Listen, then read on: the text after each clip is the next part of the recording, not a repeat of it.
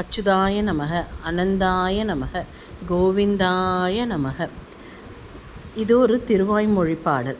உயர்வர உயர்நலம் உடையவன் எவனவன், மயர்வர மதிநலம் அருளினன் எவனவன், அயர்வரும் அமரர்கள் அதிபதி எவனவன், துயரறு சுடரடி தொழுதேழு என் மனமே. இங்கே மனநேன்னு கொடுத்துருக்காங்க. அது மனதை தான் குறிக்கிறது, மனமே. அதாவது இங்கே என்ன சொல்கிறாங்க, நம்ம மனசுக்கு நம்ம ஆர்டர் கொடுக்கணும்.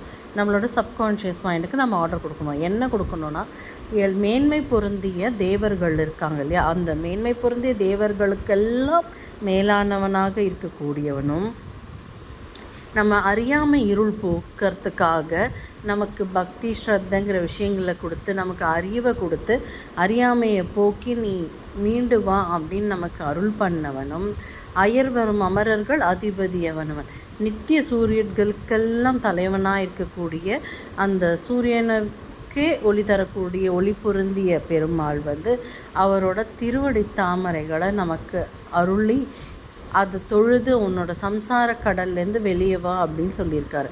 அதை நம்ம சிந்திக்கணும் அப்படின்னு நம்ம மனசுக்கு நம்ம ஆர்டர் கொடுக்குறோம். இப்பேற்பட்ட மேன்மை பொருந்திய ஒருத்தனோட திருவடிகளை தொழுது இந்த சம்சார கடல்லேருந்து நீந்தி வெளியே வந்துடலாம், இந்த அறியாமையிலேருந்து வெளியே வந்துடலாம், மேன்மைக்கெல்லாம் மேன்மையாகலாம். இங்கே பகவானோட குவாலிட்டிஸாக சொல்லப்படுற ஒரு விஷயத்தையும் நம்மளும் எடுத்து நம்மளோட கேரக்டராக மாற்றிக்க முயற்சி பண்ணணும். ஸோ அறியாமையை போக்குறதுக்கான எல்லா விஷயங்களையும் நம்ம பண்ண ஆரம்பிக்கணும். மேன்மை கொண்ட மனிதர்களோட சத்சங்கம் சொல்கிறோம் இல்லையா, அந்த சத்சங்கம் செய்யணும். அப்போ தான் அந்த கும்பலோடு இருக்கும்போது அந்த குவாலிட்டிஸ் நமக்கு நிறைய வரும். அந்த மாதிரி சூரிய பகவானை தொழுது, அதாவது சூரியன் நம்ம கண்ணால் பார்க்கக்கூடிய தெய்வம், அவரை தொழுது அந்த இயற்கையை நம்ம பொக்கிஷமாக பாதுகாக்கணும். இதெல்லாம் பண்ணும் பொழுது நமக்கு கண்டிப்பாக இந்த சம்சார கடல்லேருந்து ஒரு விடுதலை கிடைக்கும்.